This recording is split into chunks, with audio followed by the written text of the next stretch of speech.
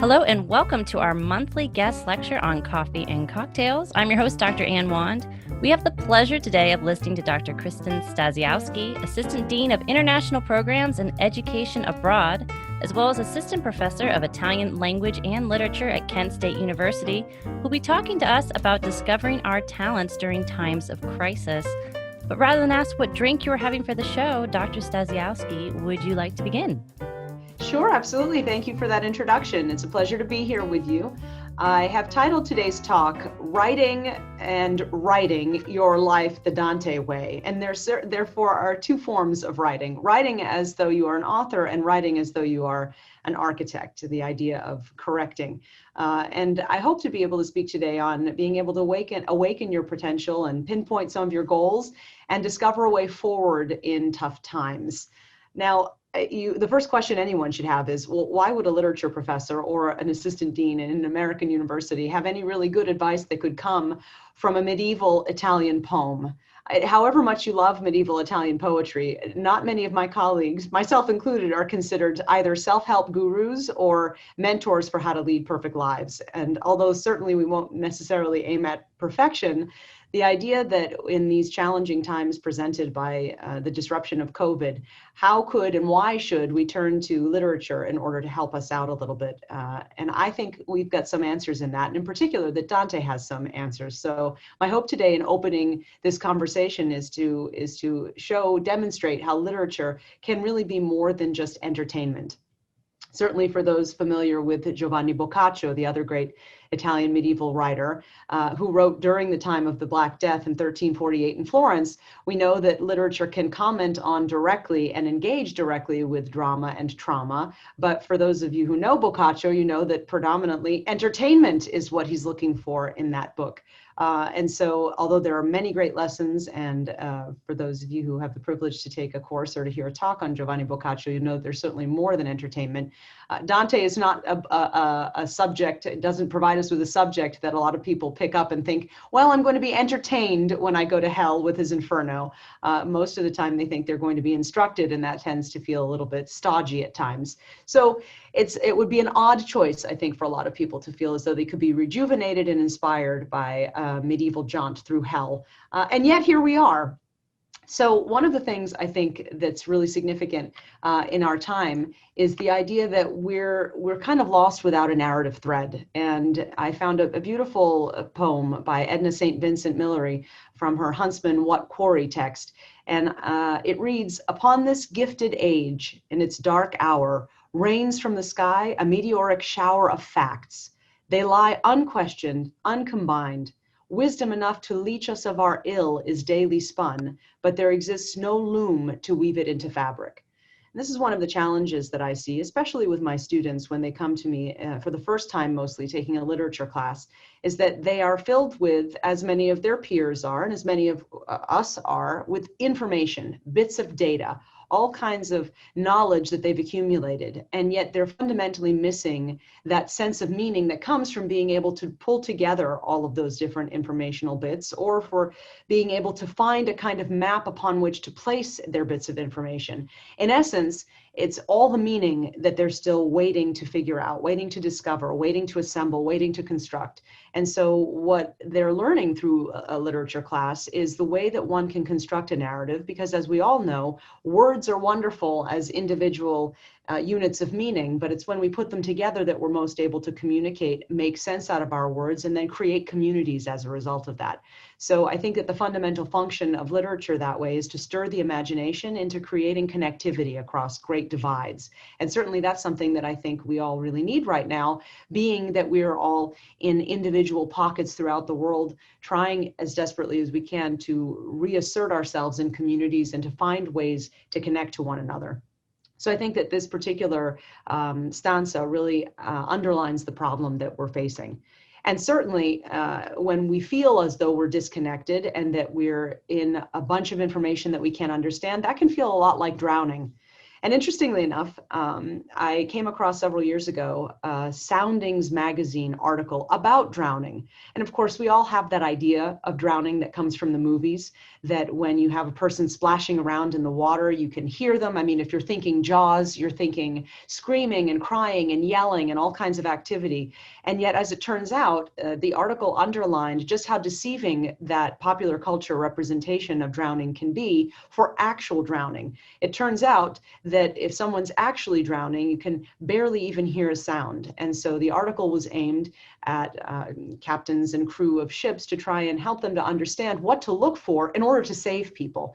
And in fact, the article ends in a kind of dire tone, but alerting us to action when it's written, sometimes the most common indication that someone is drowning is that they don't look as if they're drowning. They may just look as though they are treading water and staring up at the deck. One way to be sure, ask, "Are you all right?" If they answer at all, they probably are. If they return a blank stare, you may have less than 30 seconds to get to them. So I was presenting at a student convocation several years ago, and this is what I chose to read to the students, because at the beginnings of an academic year, they are drowning in all kinds of different issues. They're drowning in the fears that they have about starting university for the first time. They're drowning in the information about all the many things that they can do. They're drowning in overload from being with new classmates and roommates and everything else. And everyone's always asking them, "Are you all right? Are you all right?"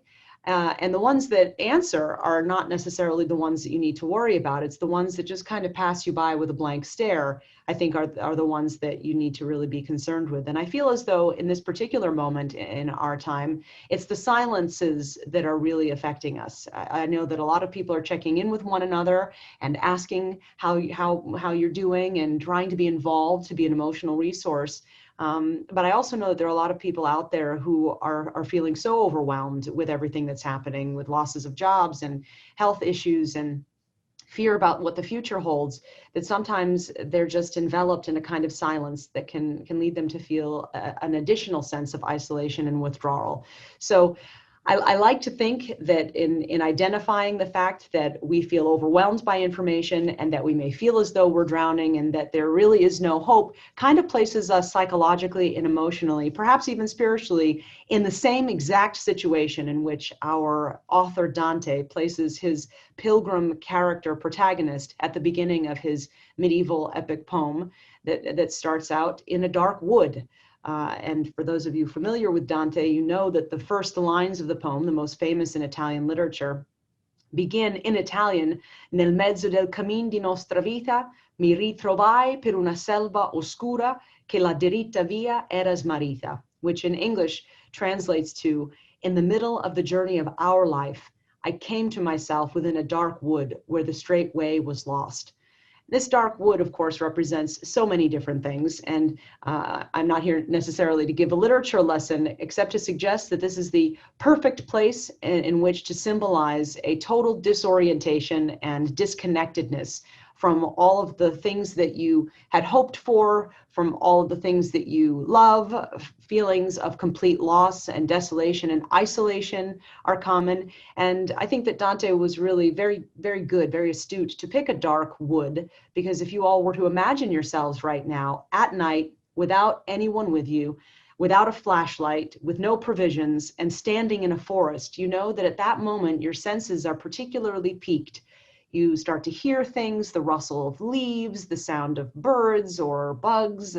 You just all of a sudden feel an interior depth of desperation that you might not necessarily have the occasion to feel if you were standing in your kitchen feeling a little bit sad. It's really the idea that the wood evokes all of these senses of a complete loss of contact or connectivity with everyone. And certainly being also lost. You know, one tree might look like another tree that looks like another tree, and before you know it, you've, like Dante, lost your path, lost the straight way, and don't know how to get out. He continues underscoring just how fearful he was in that circumstance by saying, "Ah, how hard a thing it is to tell of that wood, savage, harsh, and dense. The thought of it renews my fear." And here You can tell that he's taking a moment and being a poet in his own text, saying that in the moment it was scary, but even now thinking about it again, it renews my fear and places me right back in that psychological space. So bitter is it that death is hardly more. When he continues writing, however, he says something really interesting that I think becomes a hook for us to try and figure out our way out of the wood. He says, "But to give account of the good that I found there, I will tell of the other things I noted there." Now, when I open these lines to my students and we begin a conversation about Dante, they miss this one particular line. They're so intrigued by the fact that they have an author who is stepping in and out of the text, an author who's chosen to have an avatar of himself in the text. And so they're aware of that nice relationship. They're thinking about the darkness of the wood and the scariness of what will soon be animals that will be coming after Dante. And so they brush right over this idea where he says, in fact, "But to give account of the good that I found there." And when I stop them, they think to themselves, wait a minute, what just happened? He's lost, he's miserable, he's fearful, he's about to be eaten by something, and he's going to tell of all the good things that he found in this dark wood. And that's where I think they realize that Dante gets them. And I mean gets them on two senses. He hooks them, and so they start to believe his story, and they start to identify with his story, and they can see seeds of it in their own lives, which is to say that for all of us, I believe, that if we over time and with the ability to create some meaning, and as Viktor Frankl would say in his great book, A Man's Search for Meaning, when he talks about logotherapy, he talks about being able to overcome trauma and drama by understanding what's going on and conceptualizing a meaning and a sense to those things. If we, with time and reflection, can do the same thing, oftentimes in our lives, when presented with great situations of isolation, death, or trauma, can look back and find that there are the seeds of what we can construct from our lives that can be good. And so that a moment of darkness and loss ultimately can turn into moments of healing and moments of gratitude and moments of rebuilding so as to have a much better life. And so that's an important thing to identify as Dante's opening up for us. What becomes a journey into hell is that he already says at the very beginning, but I promise you that there's going to be something good in here. And so I think for all of us right now, some of us who might be feeling like that they're going through hell, it's important to know that there is going to be a way out of it, and that there are things in these situations of trauma that we might be able to mine to help us construct a pathway forward somehow. One of the things that I think helps us with that is a key word in Italian that comes up in that first line of the Inferno, when he says, in the middle of the journey of our life, I came to myself within the dark wood. The word he uses in Italian is ritrovare, which means to find again. And in its reflexive form, ritrovarsi, when he says mi ritrovai, he's really saying a number of different things that don't quite translate well in English. So the English translation that I'm using is the Oxford edition of John D. Sinclair, in which he says, I came to myself in a dark wood. So when you think about that and you think about coming to yourself, it somewhat sounds as though you perhaps might have just fainted and therefore you came to. And so in that sense, and you'd be right to interpret it this way, you're kind of awakening in a moment in a dark wood, in one sense of this word, in one interpreted sense of the word ritrovare, or mi ritrovai, as Dante writes it. So I think awakening is an important thing that it can happen to us when we realize that we're in trouble. So it shocks us into being hugely awake in ways that we might never have known. Oftentimes, that's painful. If you're thinking about a child being born, they come into the world screaming because they're awake in a radically different way than they had been previously. So being awake and being alive, even if in that moment it's as a result of pain, is still something that's useful for us when we can leverage it to walking forward in a new direction. Another sense, and there are three senses, I think at least, there may be more, I'd be interested to have a word and the way it opens itself up to interpretation. But a second sense I think you can find in the word ritrovare, and in Dante's usage again, mi ritrovai, is that he found himself. So he sort of discovered geographically where he is. So if you say, well, I was walking and all of a sudden I found myself in a park. That means that you geographically recognized your physical location as though you were a little GPS. And so I think that being able to pinpoint where you actually are is another second step and second process of trying to figure out how to get to someplace new. If you don't know where you are, you can't possibly identify how to get to any place new or where you might be going. So geographically pinpointing yourself.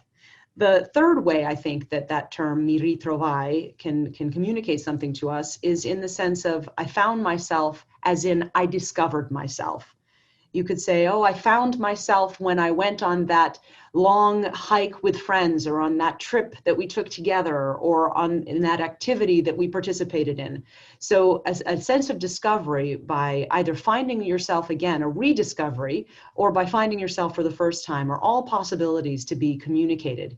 Of course, Dante scholars would know that in Dante saying mi ritrovai, he's talking about finding himself again, and that can also mean in the Dante specific case that he's been in this situation before, and that this might not be the first time in which he's encountered a complete loss or of coordination or coordinates, or that he's somehow disoriented in the world. And so I bring that up because I think that although the times that we're living in now feel unique to us, I think that we are prone to go through cyclical emotional and psychological and spiritual cycles in our own lives. And so it would be unwise for us to think that we could find the path and embrace and overcome challenges, and that we're going to be set for life and it's going to be perfect, only then to find out that a few years later or months later, even days later, we're back again in the scenario of feeling a little bit lost and needing to be inspired and somehow motivated to change our status and to move forward again. And so the fact that Dante opens this up with a sense of this has happened before, I think oddly gives us the courage to know that even if things keep happening that land us in the dark wood, it can be a place where you are called to awaken yourself, where you're called to locate where you are and figure out where your coordinates are, and where you're called to discover yourself. And I guess the hope would be that you can be awake and discovering yourself and figuring out where you are on the map of the world of your life in many different phases, because I think there are a lot of different treasures to be found in that. And I think that that's in part the good that Dante is talking about when he's uncovering and revealing to us the fact that even in all of these things, with all these issues, there's something good for us to find. Certainly, that makes us think about going to the woods right away and maybe opening our senses up to all of those possibilities. And that's very much what Henry David Thoreau, of course, did. He said, I went to the woods because I wished to live deliberately, to front only the essential facts of life and see if I could not learn what it had to teach. And I think that that purposeful, intentional way of setting aside some time in our lives right now to place ourselves either physically in the world of nature, or metaphorically somehow, spiritually in the world of nature, or in your own thinking about your own nature, is a really strong statement that you can make about how to start on a new path. And I really think that that's where we can find solace, but also find solutions. And those two things tend to come together when we can create a space for ourselves in which to be reflective about what's going on. And I think that that's really critical. I think that the amount of information that we're surrounded by, and the news reports and the social media, and even the good-natured conversations that we may be beginning with all of our friends and associates, all of that can also represent a lot of noise. And so if that is something that adds to the feeling of drowning, the first thing to do would be to create a space in which you can be reflective and you can start to at least clean things out. And for those of you who like to start any new project by procrastinating through cleaning, you know that there is, strangely and wonderfully, a great connection to being able to clean your physical space and being able to clean your mental space. So the first thing I would encourage everyone to do, think about the ways in which you can create some moments of reflective solitude so that you can think about reflective solution finding. And of course, once you do that, I think the first thing you realize is that you are surrounded by a lot of really big challenges. You know, the first thing that happens to Dante after he realizes that he's lost is that he thinks that he can find a way out by walking to a source of light, only to realize that he barely has the strength to do it. And then there are all of these animals in the dark wood who come after him, and three animals in particular, a lion, a leopard, and a she-wolf. And so he's got his own associated meanings to those three animals, but I'm calling them the beasts of doubt. I think that once you're alone with yourself and you're reflective, the first thing that comes to the surface is not necessarily the solution or the solutions for your life. All of the problems somehow arise. I think you sometimes can find yourself to be in an echo chamber once you create that moment of space in your psychological self, or even physically in your house.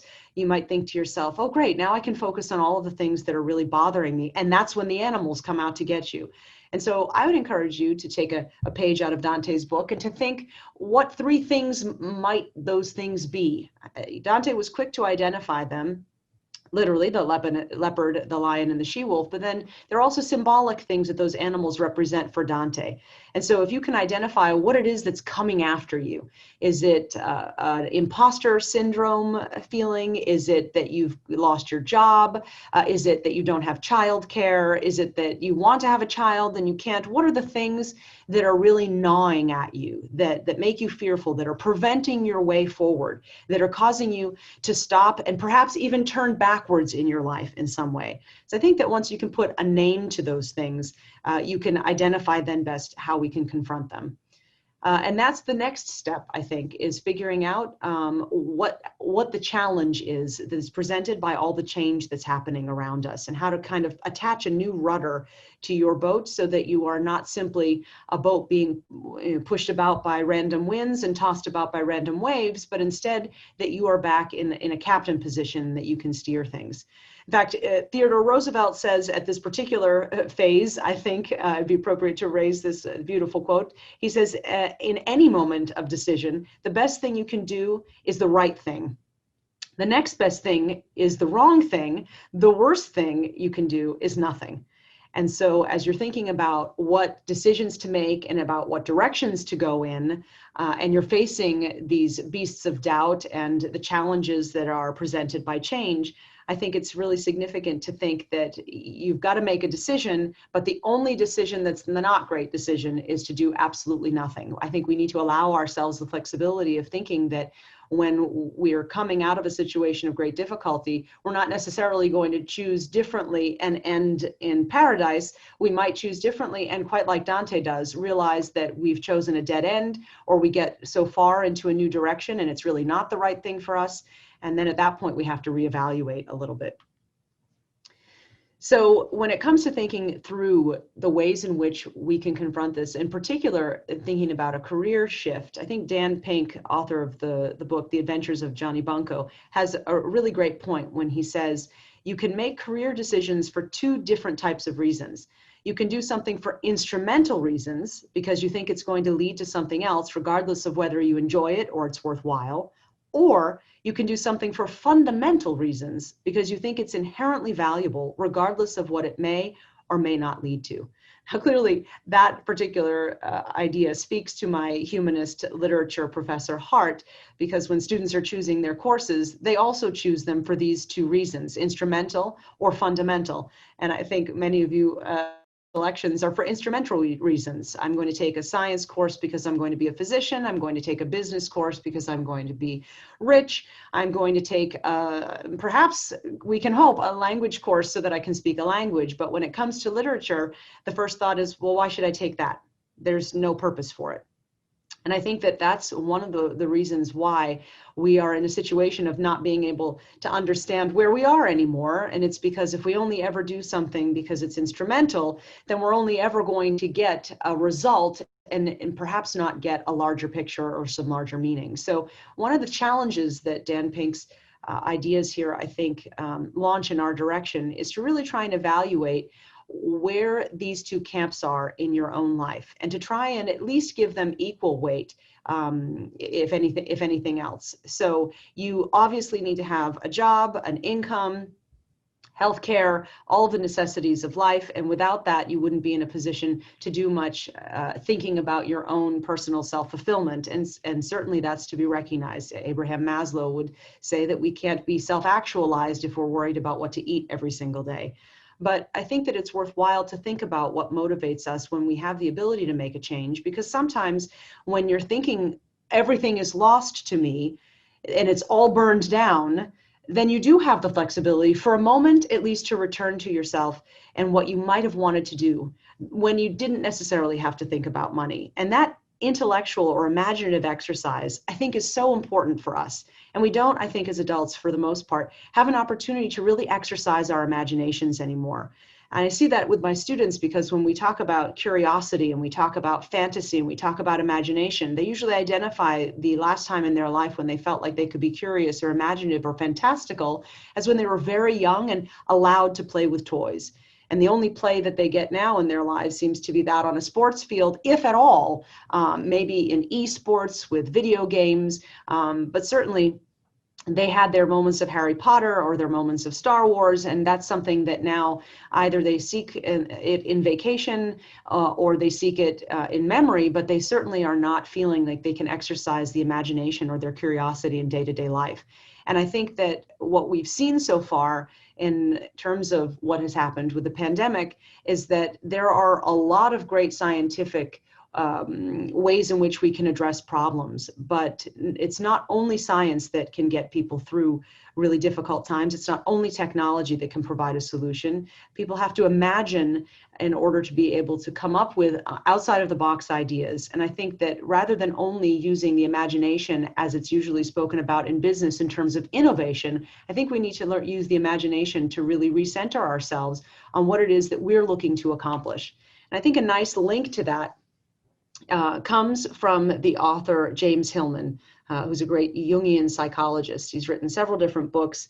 One of them that I like a lot is a book called Healing Fiction. And in it, he talks about the way that literature can be used in this very way, and that the poetic mind is really important for us when developing our own sense of self, our own understanding of our memories, of our pasts, and of our own ability to project into the future the self that we might like to be. He writes, psychoanalysis is a work of imaginative tellings in the realm of poiesis, which means simply making, and which means making by imagination into words. And so in that weird sounding P word, poiesis, is really where we get the idea of poetry from, a pulling together of words and a making of meaning through the act of the imagination. And that's certainly something that Dante and other writers before and after him would have been very familiar with, not the least of which would be the great Renaissance philosopher, thinker, Marsilio Ficino, whom James Hillman references extensively. So we moderns, I think, tend to be far off from the idea of the connection between spirit and soul and poetry and self-fulfillment. But this was sort of, coffee table conversation or coffee talk conversation for people of other generations and other epochs. And so the question, I think, becomes, how do we create a new sense of making, a new poetic understanding of our own lives to try and flip the script or change the narrative, or in a different sense, to think about fashioning a new self? And certainly the idea earlier from our talk today about trying to weave something in a loom, I think provides a really nice way to think about the way that we might like to look at the different threads that are running through our lives, and to try and create with a poetic imagination a new tapestry with them. So what does that turn into in terms of practical things?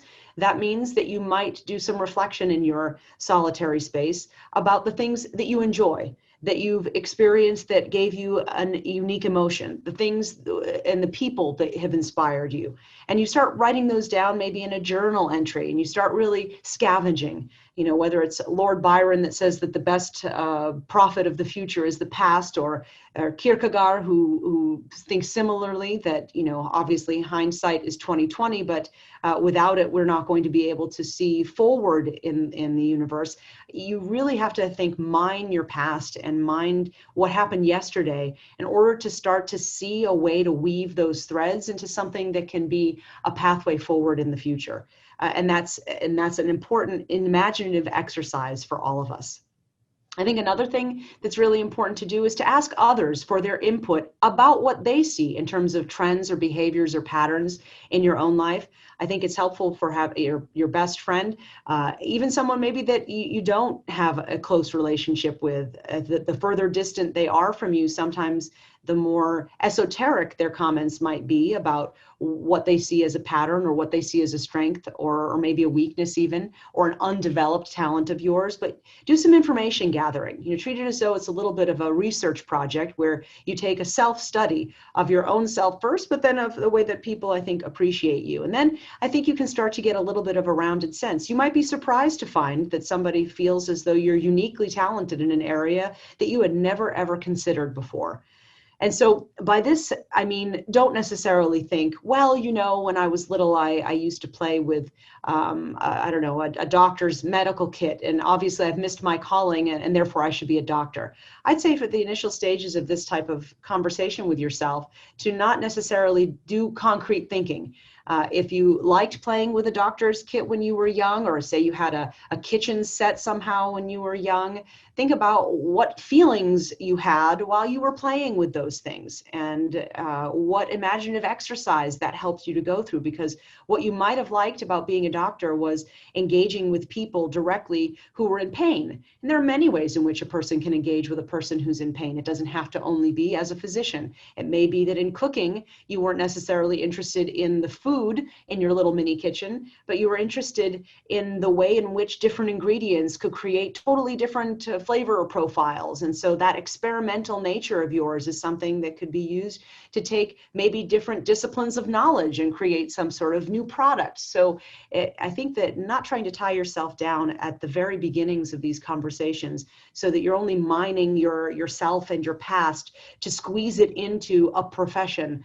No, I think it's better for you to let your imagination really take on all new forms and to liberate it a little bit so that you can be surprised, I think, by the things that come out of these types of conversations. In the same way, I think, Dante's imagination was running wild when he was in the dark wood. And as he was trying to figure out where to go, you already know he got a lot of help. Virgil, the author of the Aeneid, was sent to him after Dante was seen by a number of very important women in the heavenly sphere to be struggling.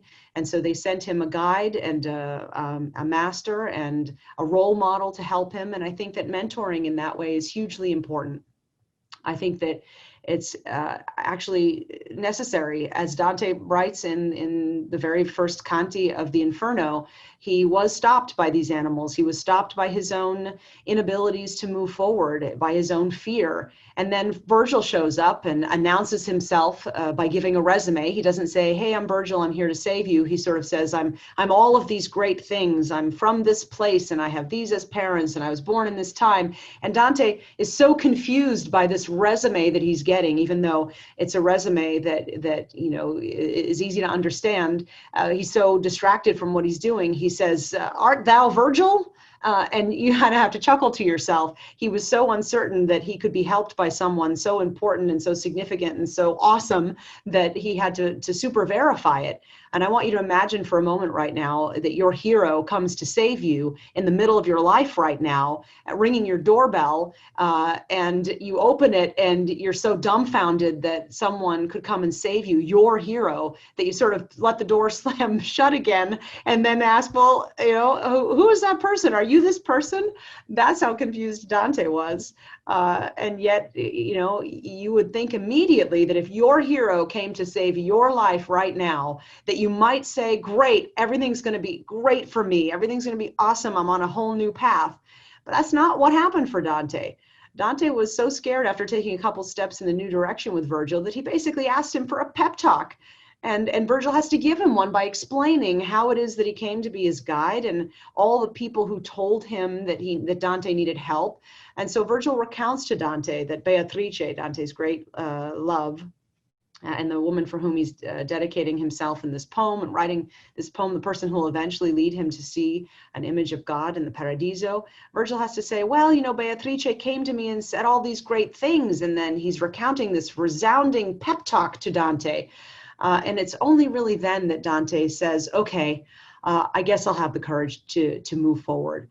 So I think that this shows us again that even when we're in a tough moment, you might have somebody come to you and say, hey, I'm here to help. And then you might feel guilty because maybe you doubt that the help could actually be real, or you doubt that the person might be capable of pulling you through, or you doubt that it's even really going to ever make a difference. Because sometimes I think the real roadblocks that come upon us in life are not the moments where we feel like it's impossible, but rather the moments where we feel like it's useless. That you could even muster all the strength of your soul and of your character and of your resources and of your family and of your finances, and you could even build a great monument to some new something in your world. But really, what would the point be? Because nothing's ever going to be this way, or nothing's ever going to be that way, or at the end of the day, what's the purpose of all of it? And so, Dante's struggles, even when he gets all the help that he needs, I think demonstrate to us that we've got to find a way, not only by being helped from the outside, but searching deeply for that motivation in the inside that can say, okay, there's something in this for me. And so even in that, Virgil has to give consistent pep talks where he appeals to Dante's sense of, well, these people that you admire and these heavenly figures, that everybody's cheering for you. And I'm going to take you and I'm going to show you a lot of things in hell, and I'm going to educate you and help to reform you and so on and so forth. And then I promise you that something good is going to await you. And it's only then, when Dante realizes the promise that he has and the gift of what awaits him, does he write this beautiful line in Canto 2. He says, as little flowers bent down and closed with the chill of night, when the sun brightens them, stand all open on their stems. Such I became with my failing strength, and so much good courage ran into my heart that I began as one set free. So much poetry there. And you can imagine sort of frosted, closed flowers after those first early fall nights.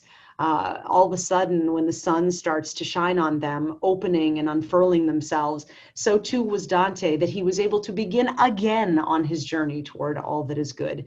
And I really love that image. I think that students at this point, even though they're only in Canto 2, probably feel as though they've taken on more than they anticipated in a semester about poetry. But with this particular idea of the metaphor of the flower, they see Dante's poetic power and his imaginative grace, and they understand that they too are kind of bent over and a little bit frozen and a little bit chilled, and that when the right words come and the imagination awakens itself again, they can slowly start to defrost and rise up and then open themselves up to all the beautiful things that are before them.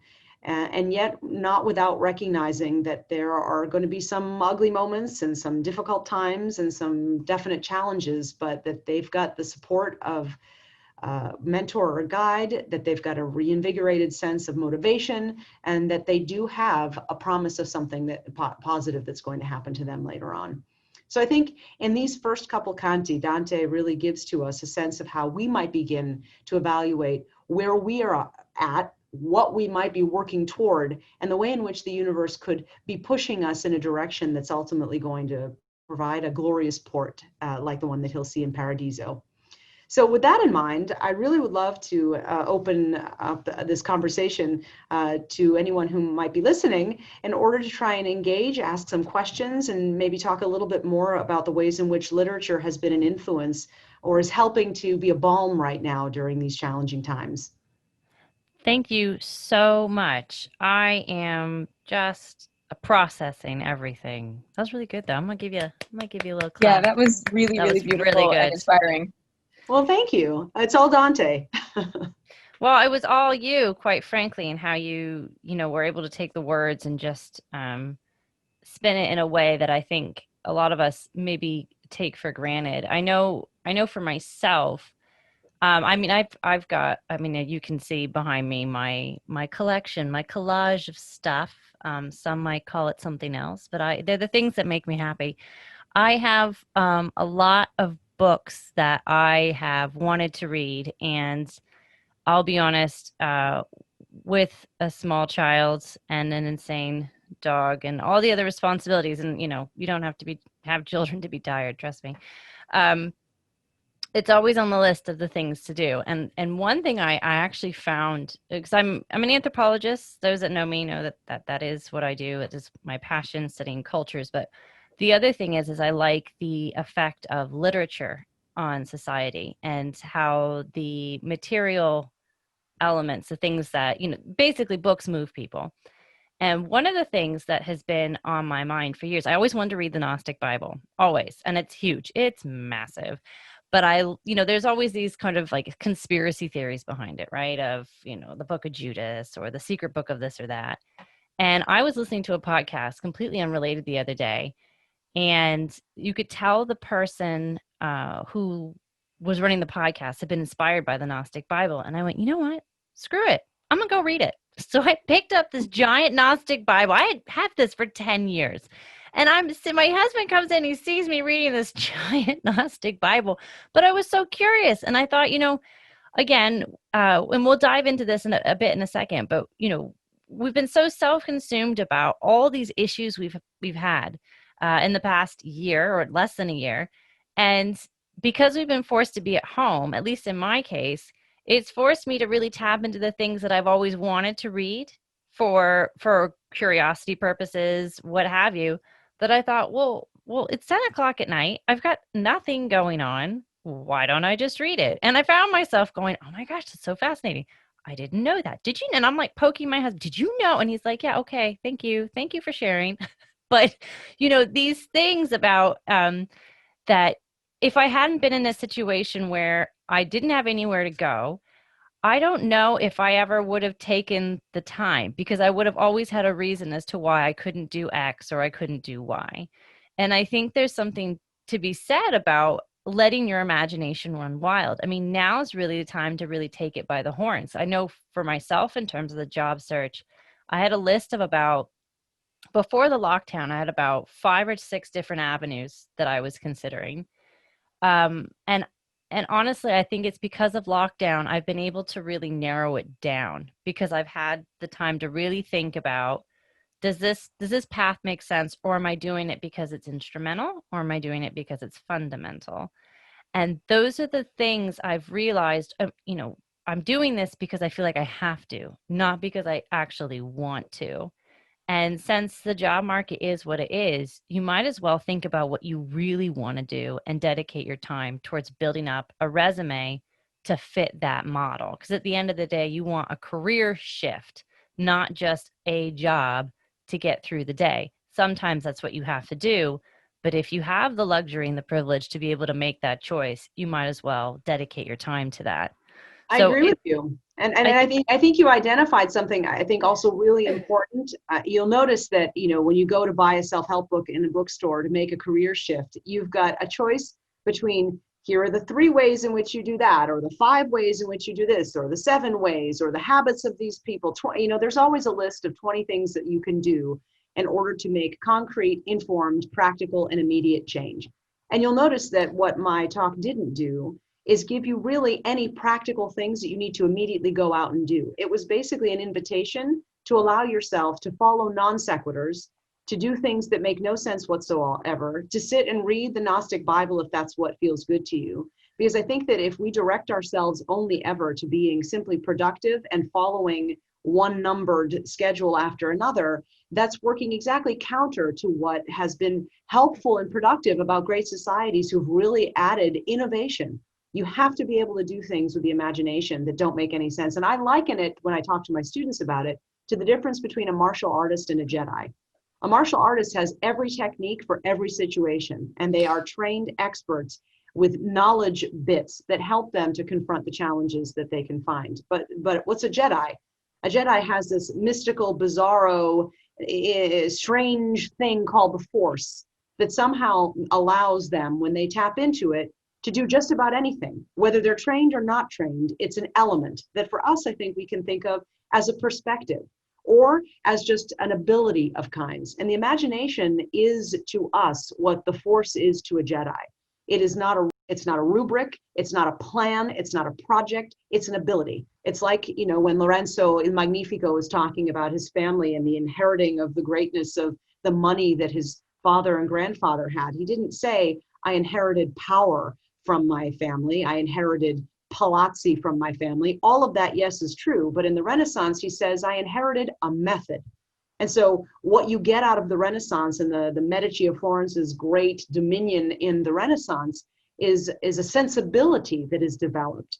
not necessarily a playbook. And yet we are so hesitant, I think, in the world today to give up on the playbook in the hopes for a sensibility that we end up drowning again in the very same informational nightmare, as opposed to doing what you said has been helpful to you, trying to, in essence, see what the Gnostic Bible might do to help you define a career. That's exactly the way that innovation happens at this point. I will be honest, I don't know if the Gnostic Bible is going to help me find a job, but I did think it was very interesting. Um, Well, I the don't know. intellectual I mean, exercise, maybe, who knows? definitely. I mean, I didn't know that the Gnostics thought that the creator of the world was actually Lucifer. That's an interesting little tidbit. Take for Well, I my mean, own there notes. again, it's all in translation, right? I mean, Lucifer, Lucifero in Italian, the Hmm. bringer of light, handsome devil, so to speak. And really, what you could just say is that he had a dissenting view from the way the universe was being run, right? Thought he could do it on his own. He was a change insurgent, an innovator. Granted, he innovated in a direction that was associated with not goodness, light, and awesome. But if you're thinking, you can either literalize an interpretation of a book and a chapter and say, what do we do with dissenting views? Do we isolate and punish them? Or do we bring them into a conversation in the hope that we can construct something more positive out of that dissenting view? And so Yeah. leveraging resources, and it's that very nature of the imagination that when you're reading the Gnostic Bible, you could be thinking to yourself, well, this doesn't apply to my day-to-day life. Perhaps not quite literally, but with the imagination as an ally, it's like you applying the Jedi Force to that particular document and creating a transferable power into another area or sector of your life. Well, and I think that's a good point, Mary. I'll get to you in a second. But one thing I did find very interesting, again, applying to my own life, is I didn't realize that the Gnostics were huge proponents of knowledge. And I had assumed that the reason they were considered heretical was because, I mean, I don't know. I didn't even know why I thought they were heretical. I assumed that they were, sacrificing kids. Who knows? But the reality is that they didn't feel like they needed a head leader. And so the various religious organizations had issue with that. And that what they actually believed was the importance of knowledge and reading as many sources as possible in order to figure out the truth within yourself. And I thought, wow, that is something I could definitely take away within, my own search. So yeah, maybe, now that I think about it, it obviously is something I could take away in terms of how I approach my life and everything else. So, Mary, did you have any questions? I don't know that I had questions, but I had a couple of observations about the discussion that I thought were really interesting. When you were discussing the vocabulary of that came to versus found versus discover kind of idea, kind of two things came to me. One was that there's both a physical and a sort of metaphysical aspect to that, right? Like, and so I sort of was thinking about the importance of cleaning your space and that sort of physical and mental relationship as you were talking through that. Like, it was interesting that word kind of gave you both avenues of that. And I think that the before times, I think people didn't disconnect mind from body quite the way that we do now. And I think that we as Americans in particular can neglect the importance of that physical reality in finding yourself, right? And just being barefoot in the grass sometimes, that sort of aspect of it. But also, as you were talking, all I kept thinking about was Alice in Wonderland and the conversation with the caterpillar about how if you don't know where you are, then it doesn't matter. And so the importance of directionality in that moment. And then I thought towards the end of your talk, when you were talking through sort of the list of things you should ask yourself and journal about, and that sort of addressing of doubts and that space of impossible versus useless, and sort of the difference between a Herculean task, right, and a Sisyphean task. Like, does it have a directionality to it? Is there a goal, right? And I think that that's hugely important, especially when you're facing something difficult, is to have an end in mind. And that is an imaginative act, right? Is that you have this vision and this directionality, and it makes those struggles in between have a purpose and have a meaning and have sort of a method to the pain, right? And one of the things that I've, really harped on in my own sort of career professionally is that the role of a leader is to do two things: to acknowledge the fire their people walk through every day, and to make the destination worth it. Because if you don't have that, all of the little kind of small cuts of the day wear you down horribly, and you've got to find ways to restore yourself. And so much of that comes down to, is it worth picking up your armor and carrying it forth into this battle again, or is it not? So I think this discussion of imagination was really kind of inspiring for me, because it really does make that reflection time and that decision making and that goal setting such an important and critical exercise. You know, you in turn, I think, have raised a lot of really important issues. I think that when you're thinking about work within a job, obviously you've got the mission. If you are a garbage collector, the work is collecting garbage. But if you have a leader in that position, there are ways in which they can accomplish that task by saying, we're going to be the best garbage collectors, that I want not a scrap of anything left on the streets by the time that you're done. And we're going to be efficient about doing our routes. And we're going to make sure that everything is collected on time. And you could be inspired even by that level of proficiency within a job. But what the imagination does, and where I think you have really great leaders and less in particular great manager, is where you can say, it's not about we're just collecting garbage. It's that we're remaking the world as a better place. And you can really flip the script in that way and create a larger, higher calling to things, whereby people are going to feel that much more committed to not leaving a scrap of garbage on the ground, because they're not being only motivated by the idea of a salary or a commission or a raise, or by an accolade that they're going to get by having a prize given to them as an employee of a month, or that they're going to get extra vacation days. In other words, as I say to my students all the time, I think that people will work when compensated. But what you really want to do is find the mission that makes people work when motivated. And so from that standpoint, it's finding the calling, finding the purpose, finding the reason. And it can be both grand or not so grand, but it has to be communicated. And it has to be something that creates a sense of community and a sense of buy-in from all the stakeholders there. And I think that when it comes down to us individuating that reality in our own lives, we can tend to struggle, because if we're feeling a little bit lost, we might need the hand that pulls us out of the quicksand or out of the water before we can even have the courage again, taking a deep breath, to look around ourselves and to dig deep and find that motivation if it's not being given to us. And so the disorientation that can even come from kind of being saved, and now what do I do with the extra time that I have if I've lost or transitioned into a new job, or what do I do with the extra time that I have that I'm not commuting, and then the pressure to always be productive in some sense. The imagination is productive in its own different way. It has its own chronology and it has its own development. And so, you thinking through literature, and an example of Alice in Wonderland and the caterpillar, again, is not dissimilar to what Anne was saying about the Gnostic Bible. It kind of replaces you in this, you're opening up a window into what somebody else's experience might have been. And that window then opens you up, I think, to continuing to create that narrative thread of what has meaning to you and what can propel you forward. No, I think that's really interesting. One thing that just sort of, and I think before we wrap this up, that just came to mind. I don't know if you're familiar with the Italian verb arrangiarsi, which basically, Absolutamente. yeah, Yes. but rough translation basically means to make the most of the things around you.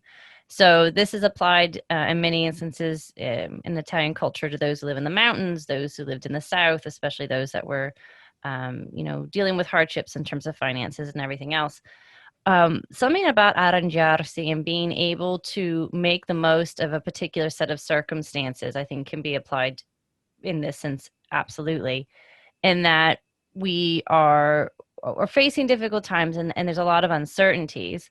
And I think in a weird sort of way, it forces us to be creative. And I know the BBC had done something quite recently on creativity. And one of the things that some of the psychologists they interviewed said is that when you have everything at your disposal, if you're a creative or you are a creative person, it can actually make it harder for you to be creative, because you need to have those boundaries in order to click in, okay, here are my boundaries. Now I need to figure out how to be creative in order to work around them. So I think in some respects, in this situation, I would not be surprised if people are really forced to become more creative in the surroundings that they're in and really think about how they can maximize their potential because all these barriers have been put up around them. I know for me, this podcast has definitely been an outcome of this situation. But I think for other people as well, it's, as you've mentioned, it's forcing them to think, okay, these are things that I'm good at. These are things that I'm aware that I was possibly good at. Maybe there are things that friends have noticed that I hadn't really taken into consideration prior. And maybe this is the opportunity for me to jumpstart a possible new trajectory for myself that if all of the opportunities had been available to me, I would have just dismissed it and ignored it completely. I don't know. Any thoughts?